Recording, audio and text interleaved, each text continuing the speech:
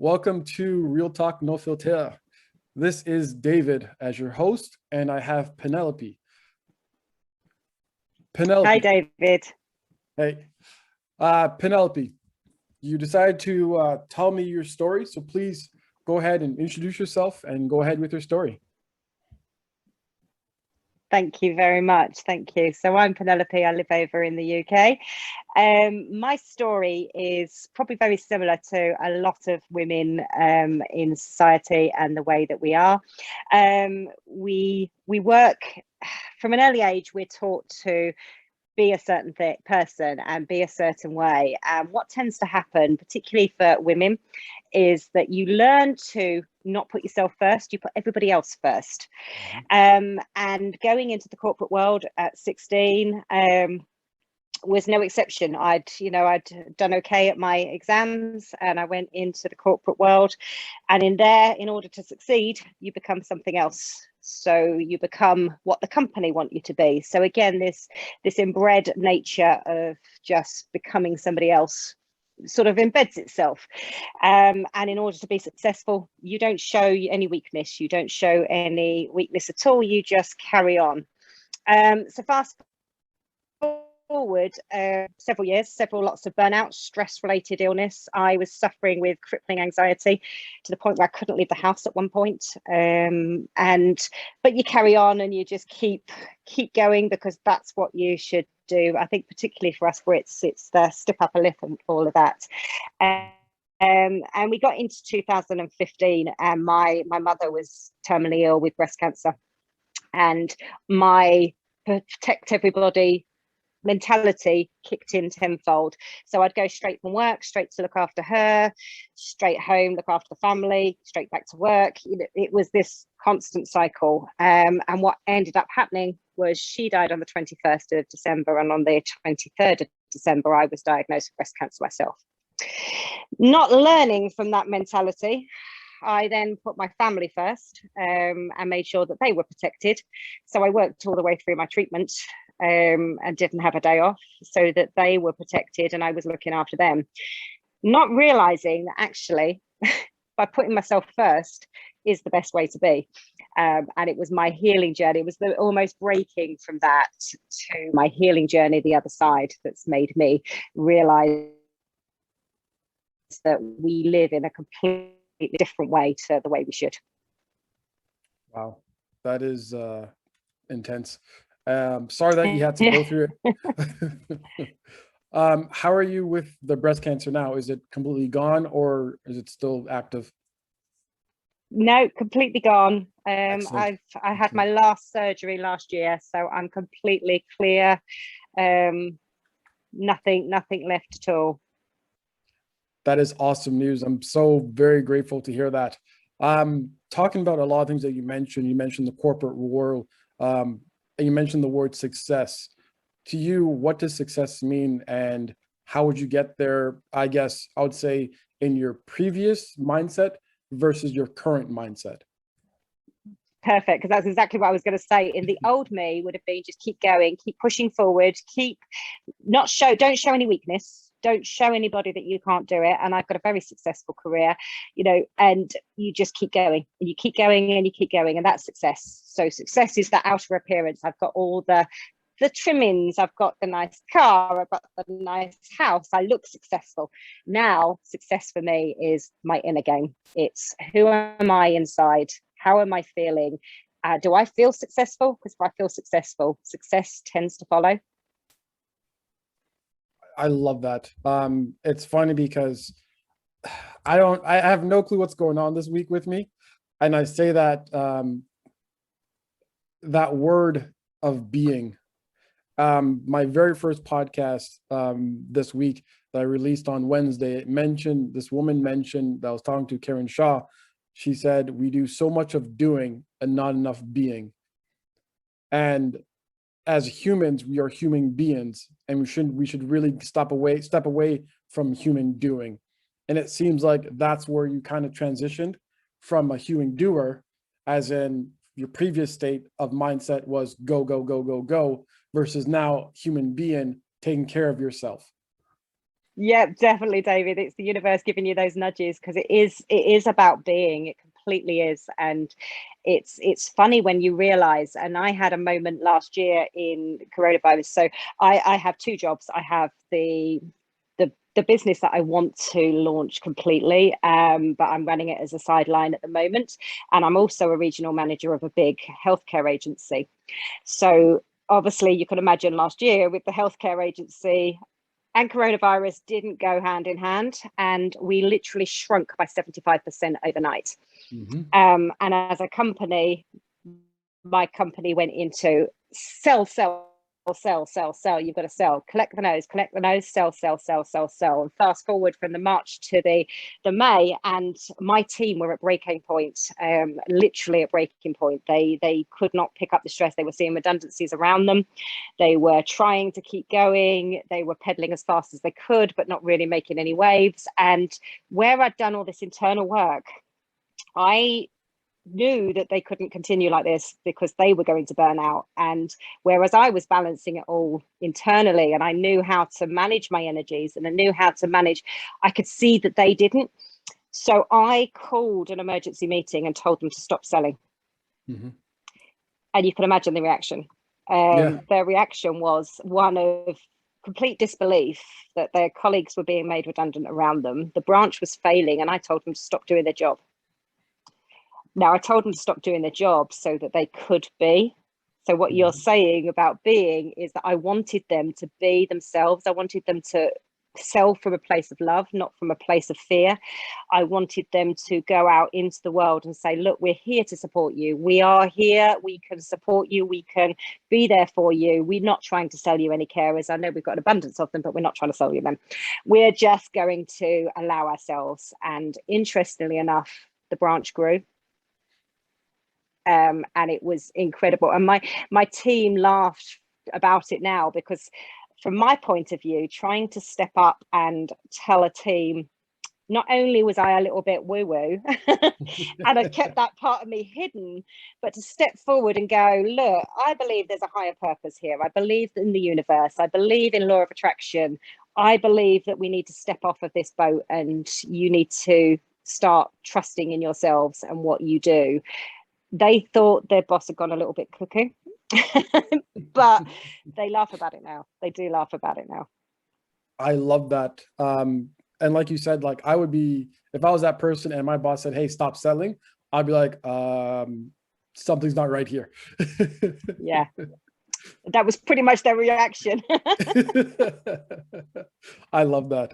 You mentioned exactly earlier about anxiety. How was your support with anxiety at that time? Did you seek help, or did you kind of just say, you know what, let me just step away and focus on myself? So I don't suffer with anxiety anymore. Okay, sorry about that. Yeah. Part of my healing journey was to clear that anxiety. So when I've always suffered with anxiety, and I think it's part of the society that we live in. I've always been, but again, it was taboo. You don't mention it. You don't say you've got mental health. You carry on regardless. And I mentioned that I couldn't leave the house. I had several weeks off work where, I was off sick for a while because I couldn't leave the house. The panic attacks would set in. And when I went through that, I refused to take tablets because I didn't want to be seen as the person that took tablets. So I did reflexology, and then I learned to cope with it. So I would, if I felt a panic attack coming on, I'd breathe, I'd know how to sort of manage it, but it always lived with me. When I started my healing journey after the cancer, and started doing my healing journey from there, I actually cured my anxiety from learning to balance my energies myself, and knowing when things get too much and listening to my body. I haven't had a panic attack for 2.5 years. Excellent. And yeah, it's been incredible when you can learn to listen internally. That is very true. That is very true. Breast cancer, and that is going to be an interesting topic that I'm going to ask you about. Yes. I don't know where to start from that, to tell you the truth. What was your mindset going into, I guess, discovering that you had breast cancer, but at the same time, because I'm pretty sure you probably went through a reflection of when your mom had breast cancer, and I guess a lot of windows and a lot of mind, like you probably just a burst of information, and a lot of things started playing in your mind. I don't know if you have kids at that time, or if you have kids in general. It's the fact that now you're thinking about that, you're thinking about them, you're thinking about your husband, you're thinking about everything that's going to be impacted from that. So if you're able to take me through that journey of when you got diagnosed with the breast cancer. Yeah. As I mentioned, my mum was terminally ill with breast cancer. She was diagnosed in the March, and rapidly went downhill. They'd actually said to her she wouldn't make it past the July, but she did. She was determined to get to Christmas. Unfortunately, it was the 21st that she got to. But my youngest two children were very young at that point. And when I found my lump was in the November, and, the fear, the fear, because, it's not quite, something's not quite right. And then you go through the process of all the tests and waiting in waiting rooms. And I remember sitting there with my husband, watching people going into the waiting rooms the day I was getting my diagnosis. And there was 2 rooms, and you could see people coming in one and they come out with a smile, and you see them going in the other and they come out with the tears down their face. And I remember saying to my husband, if I'm going in that room, I've got it, because I know that that's the room that they're telling people the bad news, and the other room is the good news. And I got called into the bad room. So the anxiety I was feeling going into that room was incredible. But then that old me kicked in with, right, okay, we've just lost my mum. My children are suffering from losing their nan. My dad's suffering from losing his wife of 46 years. How do we deal with this just before Christmas? What do we do? So we got through Christmas Day and New Year's Day, Christmas Day and Boxing Day. The bit in between, we needed to tell my dad, because we were burying my mum on the 4th of January. So I needed to tell my dad, because my first treatment was the 5th of January. So I needed him to be prepared. We sat him down and told him. Obviously it broke him, but my coping mechanism was to protect my children and make sure that they were comfortable. We told them just after the new year that we sat them down, had tears, trying to explain to young children that I wasn't going to die like their nan had, and that I was going to be okay. But that's where the trip mechanism of me protecting them stepped in. So I decided internally that I wasn't going to show them this was a bad thing. So as I said, I worked through my chemo. I had treatment. I'd be back at work the next day. I just carried on with this whole persona of, yes, mum's okay. You really, I'm not sure what to say. I'm kind of speechless on that one. But at the end of the day, good news is you're cancer free. And that's the biggest thing that matters in all of that. You keep mentioning the healing journey. Take me through that. I know we touched base on it, but give me a little bit more insight on what you actually did to perfect your healing journey. So when I came through the other side, well, actually we'd got to breaking point with everything, because everything came crashing down on me, because there's only so much you can put everybody else before yourself. And it was the following Christmas. We'd gone to Disneyland in Paris to give the children a Christmas that they could remember quite clearly. And I remember standing there and looking at their joy in their faces, but seeing the pain behind their eyes, and knowing that I'd caused that, because although I was putting out this persona of being okay, they were scared rigid. And it was that turning point where I came through and I thought, I've got to do something different. So I started searching, as people do. I started searching for things to try, and there was something out there that I needed, and I needed to find what it was. So for the next year or so, I listened to podcasts. I would go on, join Facebook groups. I was clearly searching, and it was mid 2019 when I listened to a lady called Sarah Morgan talking about her health and the guidance she was receiving, and it was like a thunderbolt. And I knew at that point that's what I was searching for. Immediately on a podcast, I need to know more, and I started a program called Releasing. and it's releasing all the blocks and all the fear that you build up, because that's what anxiety is. Mm-hmm. It's releasing all that fear. I was releasing that fear and going through that process of identifying what had caused those blocks in the first place, what had caused that anxiety, what did I need to address to remove it. And I am a different person completely in that the last year and a half that I've gone through that. That is awesome. I'm very proud to hear that.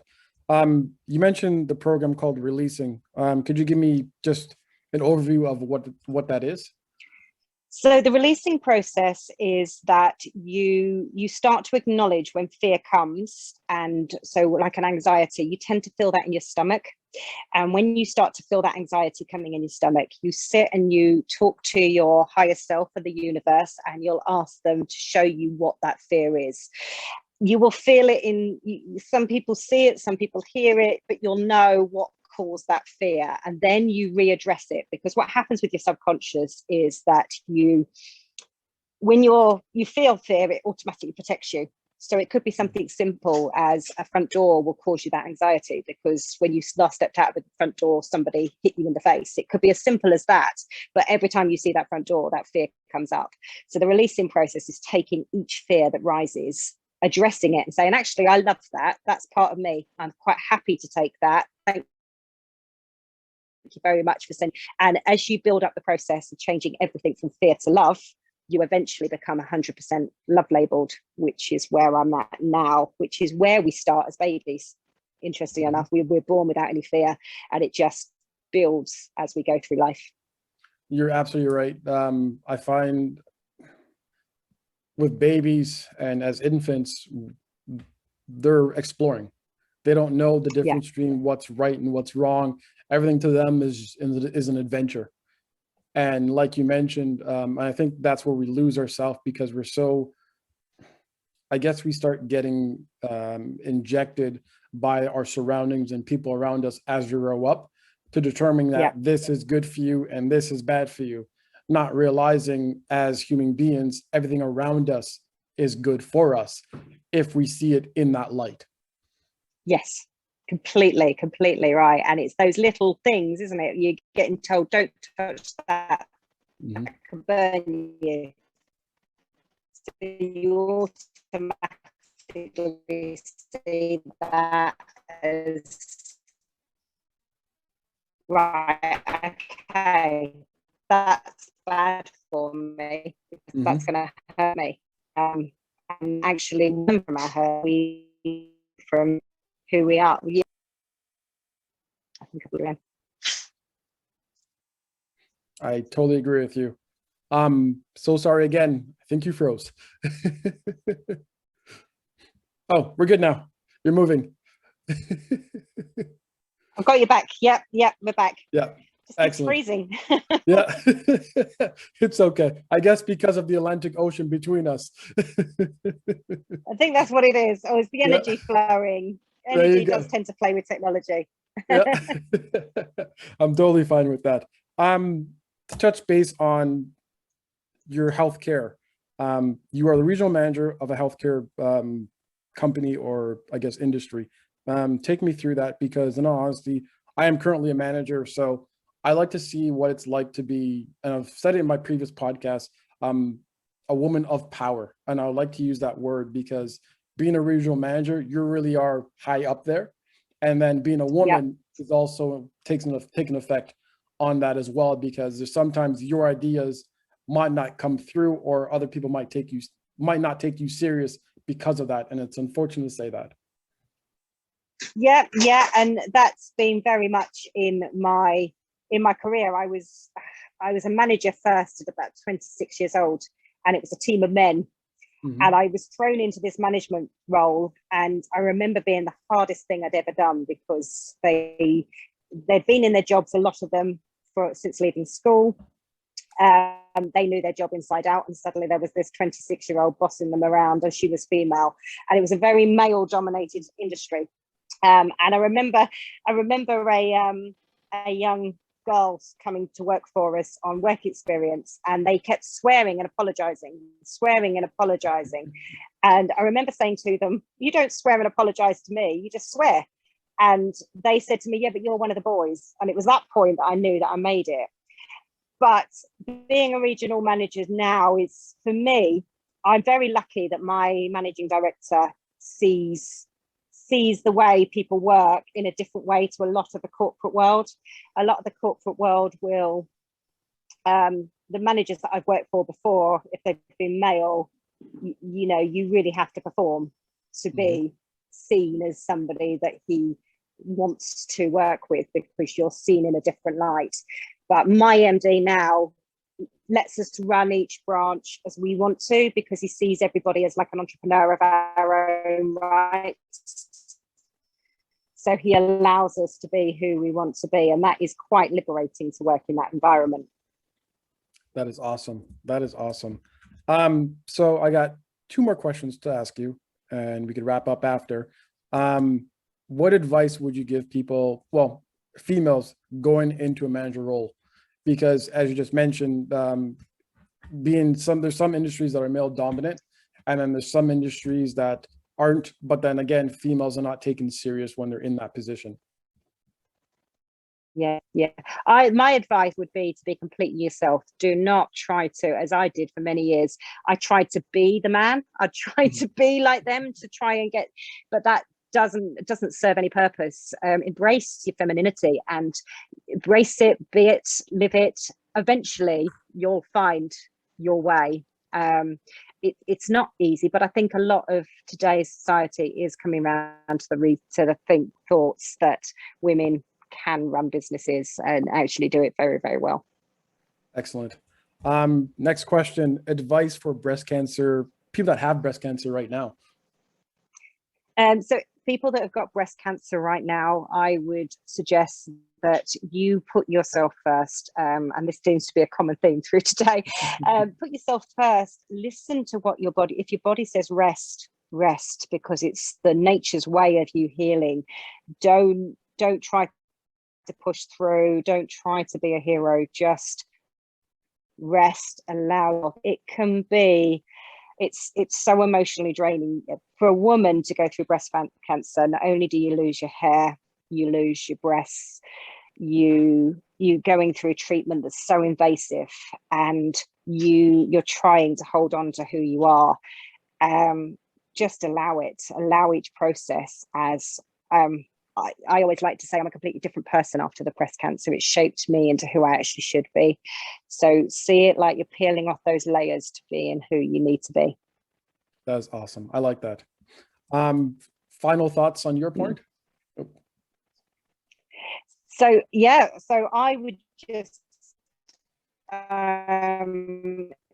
encourage everybody just to allow themselves to just be themselves, be that human being, and just allow every moment and enjoy every moment, enjoy every second. That's my imparting comment.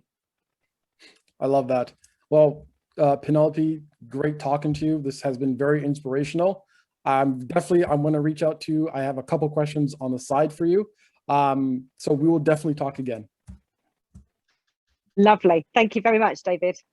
Perfect. All right. Take care. Bye.